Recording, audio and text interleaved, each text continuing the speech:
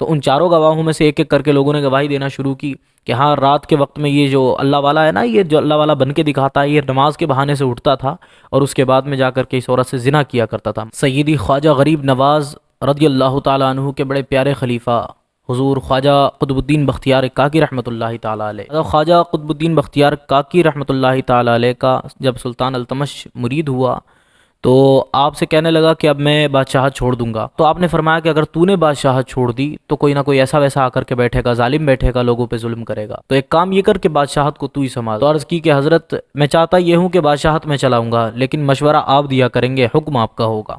یہ پیروں سے محبت ہوا کرتی تھی۔ حضرت خواجہ بختیار کاکی رحمۃ اللہ تعالی علیہ دربار میں بیٹھا کرتے تھے اور شریعت کے مطابق آپ کو مشورے دیا کرتے تھے، تو بادشاہ اسی حساب سے جو ہے دربار کو ہینڈل کرتا تھا، چلایا کرتا تھا۔ لیکن بات کیا ہے کہ جب بھی کوئی اللہ والا مشہور ہوتا ہے یا کوئی بھی انسان جب مشہور ہوتا ہے نا، شہرت پاتا ہے، تو اس کے دشمن، اس کے حاسدین جو ہے وہ پیدا ہونے لگتے ہیں۔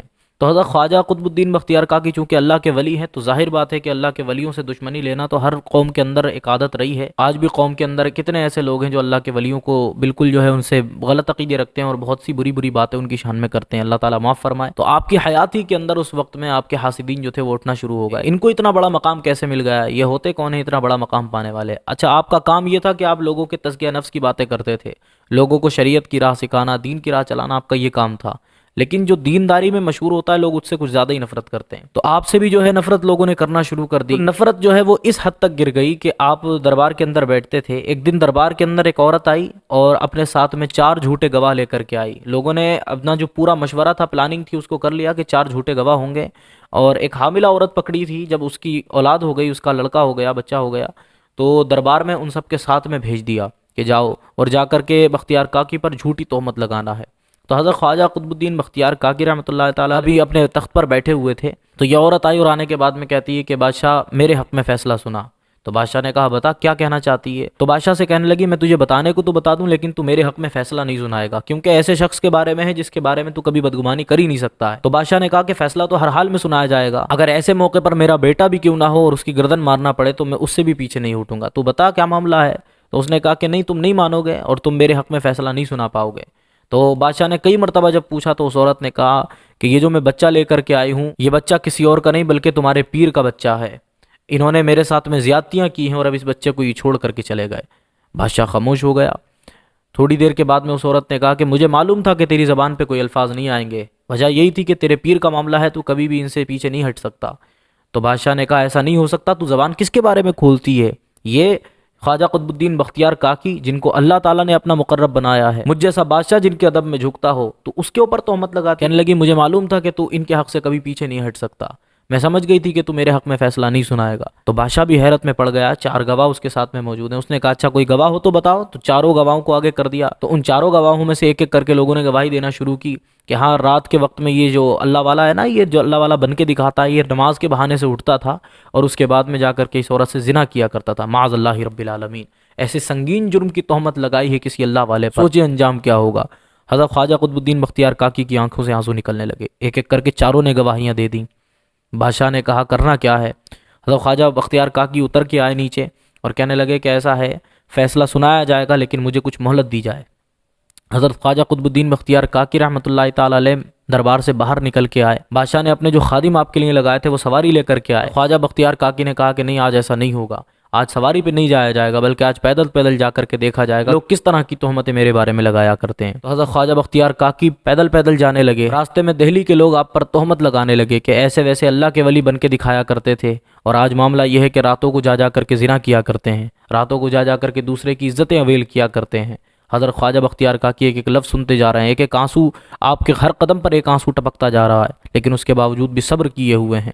تصور یہی ہے کہ مولا جس گناہ کا کبھی سوچا بھی نہیں تھا اس گناہ کی تہمت لگائی گئی ہے، جس طرح تو نے یوسف کو کنویں سے نکال کر کے مصر کا بادشاہ بنایا تھا، اے پاک پروردگار تجھ سے التجا ہے کہ تو مجھے بھی اس مصیبت سے نکال دے۔ یہ باتیں سوچتے ہوئے چل رہے ہیں، آگے گئے ہیں، جا کر کے پھر ایک خط لکھا حضور خواجہ معین الدین اجمیری رحمۃ اللہ تعالی علیہ کو، ان کی خدمت میں ایک خط لکھا اور ان کو بلا لیا۔ جب 2-4 دن گزر گئے تو ایک دن مغرب کی نماز پڑھ رہے تھے، نماز پڑھ کے جب فارغ ہوئے روتے ہوئے پیچھے دیکھا تو دیکھتے ہیں کہ حضرت خواجہ معین الدین چشتی رحمۃ اللہ تعالی علیہ پیچھے نماز پڑھ رہے ہیں۔ تو آپ جو ہے خوش ہو گئے، دل جو ہے باغ باغ ہونے لگا کہ اب تو پیر آ چکے ہیں، آدھا مسئلہ تو حل ہو گیا، اب اللہ تعالیٰ ان کی زبان رحمت سے آدھا مسئلہ اور حل فرما دے گا۔ تو حضرت خواجہ معین الدین چشتی کے گلے سے جا کر کے لگ گئے اور چمٹ گئے اور مسکرانے لگے کہ آپ آئے ہیں، بس سمجھ لیں آدھی مشکل حل ہو چکی ہے، اب چاہتا یہ ہوں کہ باقی کا معاملہ آپ خود ہینڈل کر لیں، آپ خود سنبھال لیں۔ تو حضرت خواجہ معین الدین چشتی نے فرمایا کہ اتنی سی بات پہ رونے لگے؟ اللہ تبارک و تعالیٰ اپنے نیک بندوں کا امتحان لیتا ہے، لیکن امتحان میں کبھی بھی وہ ظالم کو فتح نہیں دیتا، بلکہ ہمیشہ ایمان والے کو فتح عطا فرماتا ہے۔ کہنے لگے تمہیں پریشان ہونے کی ضرورت کیا ہے؟ جب سوچ لیا ہے کہ اللہ ہمارے ساتھ ہے تو واقعی میں اللہ ہمارے ساتھ میں ہے۔ جب اللہ تعالیٰ سے کہہ دیا نا کہ اس گناہ کو کرا نہیں ہے، کبھی سوچا بھی نہیں ہے، تو بس اللہ تعالیٰ نے مان لیا ہے۔ کہتے ہیں کہ چلو دربار کے اندر ہم بھی چلتے ہیں۔ اگلے دن دربار لگانا تو اب دونوں بڑے بڑے بزرگ پہنچ گئے اسی بارگاہ میں۔ دیکھتے ہیں کہ ایک طرف تو بختیار کاکی اور دوسری طرف ان کے بھی پیر خواجہ اجمیری رحمۃ اللہ تعالی علیہ چلتے ہوئے آ رہے ہیں۔ اب لوگوں کے درمیان میں یہ لوگ آئے، پھر یہ دونوں درباریوں کی جگہ پر بیٹھے، کہنے لگے جب تک فیصلہ نہیں ہوگا تب تک کیسے معاملہ ہو سکتا ہے؟ سلطان التمش سے کہا کہ آج فیصلہ سنانا اسی کے حق میں ہے جس کے حق میں جاتا ہو، پیر کا خیال رکھنے کی کوئی ضرورت نہیں ہے۔ حضرت خواجہ معین الدین چشتی نے کہا بتاؤ کس کا دعویٰ ہے ان کے اوپر؟ تو اس عورت نے کہا کہ یہ بچہ جو ہے یہ انہی کا ہے، یہ راتوں میں آ کر کے مجھ سے زنا کیا کرتے تھے۔ آپ نے فرمایا کہ تیرے پاس کوئی گواہ ہے؟ تو اس نے انہی چاروں لوگوں کو آگے کر دیا کہ یہ چاروں میرے گواہ ہیں۔ حضرت خواجہ معین الدین چشتی نے کہا اچھا تم چاروں گواہ ہو؟ آپ نے ان چاروں کی گواہی، تو ان چاروں نے کہا کہ تہجد کے وقت میں یہ اس عورت کے گھر جایا کرتے تھے اور یہ بچہ انہی کا ہے۔ خواجہ معین الدین چشتی رحمۃ اللہ تعالی علیہ نے کہا اچھا واقعی میں یہ بچہ اس کا ہے؟ خواجہ معین الدین چشتی نے اللہ کی طرف لو لگائی، ہاتھ اٹھا کر کے کہا تھا مولا بختیار کاکی کی ایسی تربیت نہیں ہوئی ہے کہ وہ ایسی تہمتوں کو برداشت کرے۔ بختیار کاکی کو تو اس لیے ہم نے بھیجا ہے دہلی کے اندر تاکہ لوگوں کی تزکیہ نفس کرے، لوگوں کو شریعت کی راہ دکھائے، دین کی راہ دکھائے۔ مولا یہ کیسی آزمائش ہے؟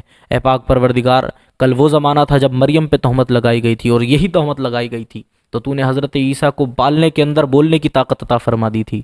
آج میں تجھ سے چاہتا ہوں کہ جو بچہ یہ ہاتھ میں لے کر کے پھر رہی ہے نا تو اس کو بھی بولنے کی طاقت عطا فرما دے تاکہ یہ بولے اور پوری قوم کو پتہ چل جائے کہ اس کا باپ کون ہے۔ آپ نے اتنی بات اللہ کی بارگاہ میں عرض کی، اس بچے کا کیا دیکھنا تھا کہ وہ بچہ اٹھ کر کے بیٹھ گیا اور اٹھنے کے بعد میں کہنے لگا کہ چاروں لوگ جو گواہی دے رہے ہیں نا ان میں سے ایک میرا باپ ہے، اور اس بات کی اس نے گواہی دی۔ اس کے بعد میں وہ بچہ واپس جیسا کا تھا ویسا ہی ہو گیا۔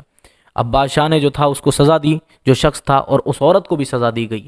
جتنے بھی یہ فریب کر کے آئے تھے، جھوٹا ڈرامہ رچ کر کے آئے تھے، ان سب کو سزا دی گئی۔ اس کے بعد میں حضرت خواجہ معین الدین چشتی نے ہاتھ پکڑا بختیار کاکی کا، کہا کہ ایسی جگہ پہ رہنے کی کوئی ضرورت نہیں ہے جہاں کے لوگ تم پر تہمتیں لگایا کرتے ہیں۔ لوگ آپ کے قدموں میں گر گئے، کہنے لگے کہ بختیار کاکی تو ہمارے لیے رحمت بن کے آئے تھے، ان کو ہمارے درمیان میں اس لیے بھیجا تھا تاکہ ہمارا تزکیہ نفس کریں، لیکن ہم ذرا سے ایک ڈرامے کی وجہ سے سمجھ نہ پائے کہ ان کی شخصیت کیا ہے، ہمیں معاف کر دیں اور ان کو ہمارے درمیان میں چھوڑ دیں۔ تو حضرت خواجہ معین الدین چشتی نے پھر اس بات پر ان کو وہاں چھوڑا تھا۔ سوچیں اللہ والوں پر جب تہمتیں لگی ہیں تو عام انسان پر تہمت لگ جائے تو کون سی بڑی بات ہے؟ اس لیے اپنے آپ کو تہمت کی جگہوں سے بچا کر کے رکھیں۔